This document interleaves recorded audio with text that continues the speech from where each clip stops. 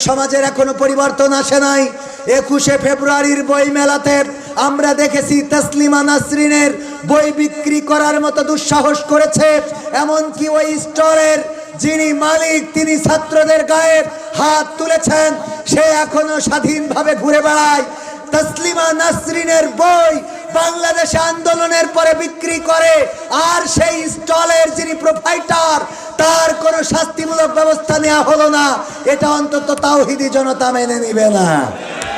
এরপরে বাংলাদেশের বই পাঠ্যপুস্তক সংশোধনীর যে কমিটি আছে সেই কমিটির মধ্যে রাখাল রাহা নামের এক নাস্তিক রয়েছে, যে প্রকৃত অর্থে মুসলমান পরিবারের কিন্তু নাস্তিক।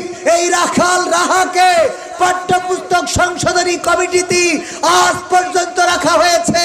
তাওহিদি জনতা এই রাখাল রাহাকে পাঠ্যপুস্তকের সাথে যদি সম্পৃক্ত রাখে সেটা তাওহিদি জনতা মেনে নিবে না।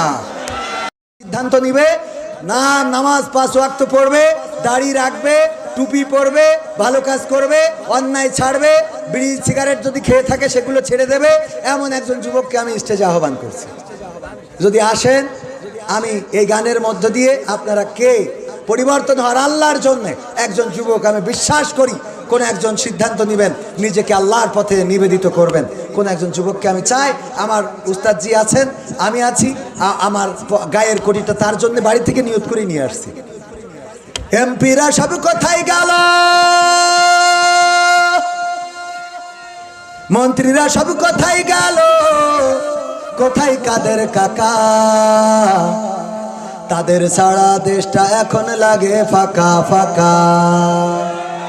পালাবো না, প্রয়োজন হলে ফখরুলের বাসায় গিয়ে উঠব। ঠাকুরগাঁওয়ে বাসা আছে না। পালাবে না, পালাবে না, যাই না তবু দেখা। পালাবে না, পালাবে না, যাই না তবু দেখা। তাদের সারা দেশটা এখন লাগে ফাঁকা ফাঁকা, ওদের সারা দেশটা এখন লাগে ফাঁকা ফাঁকা। আইন মন্ত্রী আটকে গেল আইনেরই ফাঁকে, দাড়ি ছাড়া দরবেশের ভণ্ড ভণ্ড লাগে। আইন মন্ত্রী আটকে গেল আইনেরই ফাঁকে, দাড়ি ছাড়া দরবেশের ভণ্ড ভণ্ড লাগে। শুনছি কত নেতা নেত্রী খাইতেছে ভাই ডান্ডা, বিচারপতি কালামানিকের ফাটিয়েছে আন্ডা। পলকের ঝলক গেল, পলকের ঝলক গেল থামিয়ে নেটের চাকা। তাদের সারা দেশটা এখন লাগে ফাঁকা ফাঁকা, ওদের সারা দেশটা এখন লাগে ফাঁকা ফাঁকা। কই গেল সেই সংসদেতে মমতাজের গান, কোথায় গেল হযরত বলা শামীম ওসমান? কই গেল সেই সংসদেতে মমতাজের গান, কোথায় গেল হযরত বলা শামীম ওসমান? ইনুমে নন্দীপু মনি আছে কারাগারে, বাপ করিলেও পাপ কখনো ছাড়ে কি আর তারে? কোথায় গেল স্পিকারের, কোথায় গেল স্পিকারের দৃষ্টি আঁকা বাঁকা? তাদের সারা দেশটা এখন লাগে ফাঁকা ফাঁকা, ওদের সারা দেশটা এখন লাগে ফাঁকা ফাঁকা। কোথায় গেল আরাফাত আর ব্যারিস্টার সুমন? কথা বলার সময় তারা করেনি ওজন। মুরগি কবির খাইছে ধরা, জাফর কোথায় আছে? গোপনে কি সেও গেল মোদি দাদুর কাছে? কোথায় গেল সালামের, কোথায় গেল সালামের কাড়ি কাড়ি টাকা? তাদের সারা দেশটা এখন লাগে ফাঁকা। লাগে না, লাগে না, ফাঁকা ফাঁকা লাগে। কিন্তু এই সমাজের এখনো পরিবর্তন আসে নাই। 21শে ফেব্রুয়ারির বই মেলাতে আমরা দেখেছি তসলিমা নাসরিনের বই বিক্রি করার মতো দুঃসাহস করেছে। এমনকি ওই স্টোরের যিনি মালিক তিনি ছাত্রদের গায়ে হাত তুলেছেন। সে এখনো স্বাধীনভাবে ঘুরে বেড়ায়। তসলিমা নাসরিনের বই বাংলাদেশে আন্দোলনের পরে বিক্রি করে, আর সেই স্টলের যিনি প্রোপাইটার তার কোনো শাস্তিমূলক ব্যবস্থা নেওয়া হলো না। এটা অন্তত তাওহিদি জনতা মেনে নিবে না।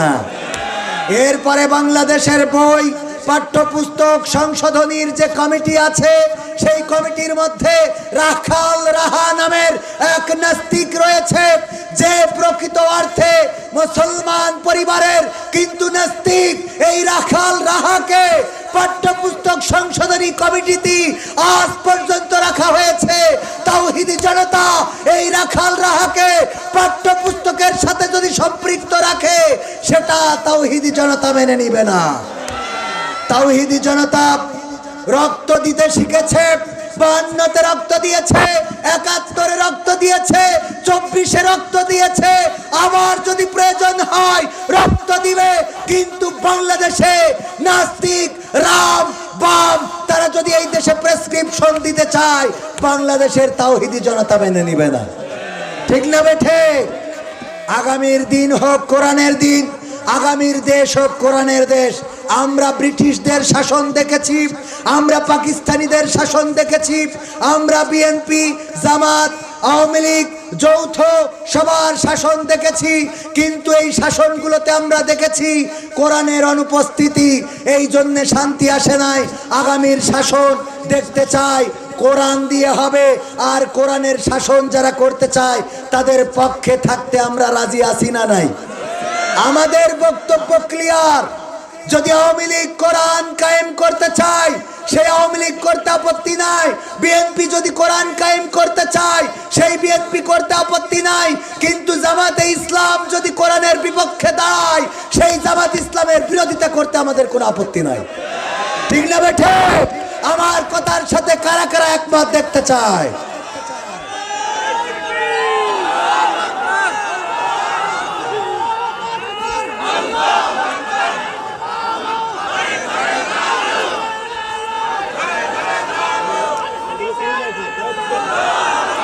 আমি কি একজন যুবক পাবো না? যেই যুবক অন্তত আজকে শপথ নিবেন, আমার ভাইজান আছেন, মুসাফা করে যাবেন, যে আল্লাহর জন্য পরিবর্তিত হবেন। যদি আসেন আমি সেই যুবকের জন্য ব্যক্তিগতভাবে দোয়া করে দেব। পাশাপাশি যেটা আমার আলোচনার মূল বিষয় ছিল যে নিজের আগুন থেকে বাঁচো এবং আহালদেরকে, ইয়া আইয়ুহাল্লাযীনা আমানু কু আনফুসাকুম ওয়া আহলিকুম নার, ওগো ঈমানদারেরা নিজেদের রক্ষা করো ওই আগুন থেকে এবং আহালদেরকে রক্ষা করো। রক্ষা করার জন্যে আমি বলেছি তাদের হাতে কি তুলে দিতে হবে? কি তুলে দিতে হবে? সবাই বলেন কি তুলে দিতে বলেছি?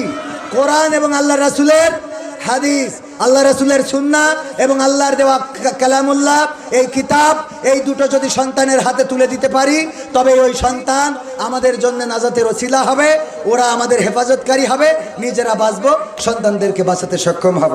যদি কোনো যুবক না আসেন এখানে আমার আলোচনা আপাতত ইতি টানছি, আগামীতে দেখা হওয়ার প্রত্যাশা রাখছি। কথার মধ্যে যদি কোনো ভুল বলে থাকি সেটা আমার অজ্ঞতা, আমার মূর্খতা, আল্লাহ যেন আমাকে ক্ষমা করেন। আর যদি ভালো কিছু বলে থাকি সকল প্রশংসা সেই মহান রবের। আমার বিশ্বাস ছিল যে আল্লাহর জন্য অন্তত পরিবর্তিত হতে অনেক যুবক হয়তো চাইবে, কিন্তু একজনও পরিবর্তিত হতে চান না। এটা দুঃখজনক যে একটা মাহফিলে যার দাড়ি আছে টুপি আছে হবে না, দাড়িওয়ালা ছাড়া, নামাজি ছাড়া, রোজাদার যে রোজা ঠিক মতো রাখতো না, নামাজ পড়ে কম, পড়ে মাঝে মাঝে, এরকম লাগবে। দাড়ি নাই, চুলের কাটিং কুত্তা কাটিং দিয়ে রেখেছে, মানে ওই রকম না, এরকম আছে না নাই? এরকম যেন আমাদের লাগবে যেই যুবক নিজেকে আল্লাহর পথে আল্লাহর জন্য তৈরি করে নিবে। পাবো কোনো যুবক? আসবেন কেউ? যদি না আসেন এইখানে আমার আলোচনা ইতি টানছি। আমার কথায় কষ্ট পেয়ে থাকলে ক্ষমা সুন্দর দৃষ্টিতে দেখবেন। আগামীতে দেখা হওয়ার প্রত্যাশা রাখছি। আমার মুহতারাম শ্রদ্ধাভাজন ওস্তাদজি আব্দুল হাই মোহাম্মদ সাইফুল্লাহ ভাই, ওনার কাছে দোয়া চাচ্ছি। উনি অত্যন্ত আমাকে স্নেহ করেন, মহব্বত করেন। আল্লাহ আমার ভাইজানকে হায়াতে তৈয়বা নসিব করে দিন, আমিন। আসসালামু আলাইকুম রহমতুল্লাহ।